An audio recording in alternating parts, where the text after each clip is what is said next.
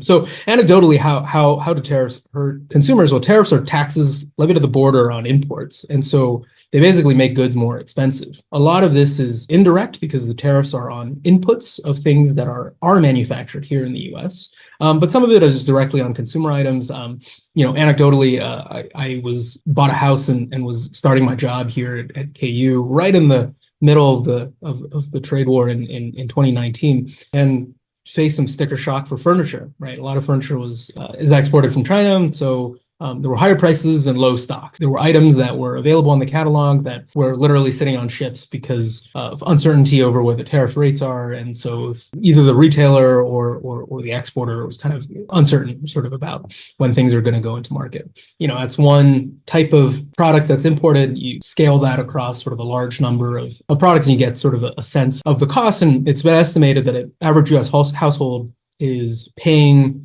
an average of $900 more as a result of these new tariffs per year in aggregate, right? So distributed across all the things that you buy that are either imported from China or have a component that's imported from China. If you think about sort of how this works on the US economy as a whole, putting tariffs on steel, as the Biden administration is proposing to do, is going to help steel workers, maybe the steel labor union employed in that industry would be happy with less competition. But it means that it's going to make the users of steel in the US, so automakers, the construction industry, make steel more expensive and costs will increase for those producers. Similarly, tariffs on Chinese solar panels, right, are going to help a couple of US solar panel makers gain a larger market share perhaps, but unit costs for US made solar panels are 50% more expensive than Chinese competitors in the same sort of level of quality. And so as a result, your US solar installers and maybe households that are trying to get solar panels on their roofs are going to pay a higher cost. And that might delay the green transition, right? So that's the balancing act that's involved. It helps some sectors of the economy, it hurts others. Another problem, I think, with tariffs is that they don't change the underlying competitiveness, let's say, of the US steel industry. I grew up in Pittsburgh.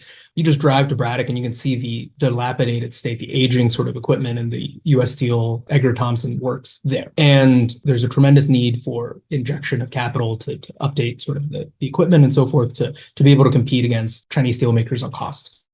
Now, tariffs, I think, will reduce the incentive to either consolidate or need for investment because it's a little bit of a lifeline for these industries that are not able to compete without government support, but it doesn't change the nature, right? It's not giving support directly to the industry. And research by Cato has shown that there's no change in the employment in the steel industry after the Trump era. Steel and aluminum tariffs were imposed, and they argue that there's been a loss of jobs in the manufacturing sector as a whole, right, for all these users of steel products. So that's a problem, right? So it doesn't, it may protect sort of a sector of the economy by reducing foreign competition, but that reduction of competition doesn't change the underlying competitiveness of the sector.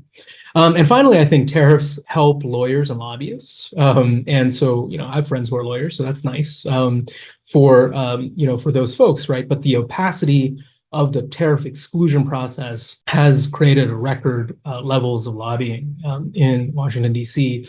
And there's been work, including work that I've done, that shows that this helps large players that, right, there's a fixed cost to lobby. Right? So if you already have the means to influence, if you have a large law firm in D.C. on retainer, that could help you. You might be able to navigate sort of this process and might be excluded from, paying for some of these tariffs. But it's going to hurt small and medium enterprises that don't have that capacity or know how to do it that previously wouldn't need to, right? They can just source from wherever is globally competitive. Now they have to face, right, this additional hurdle.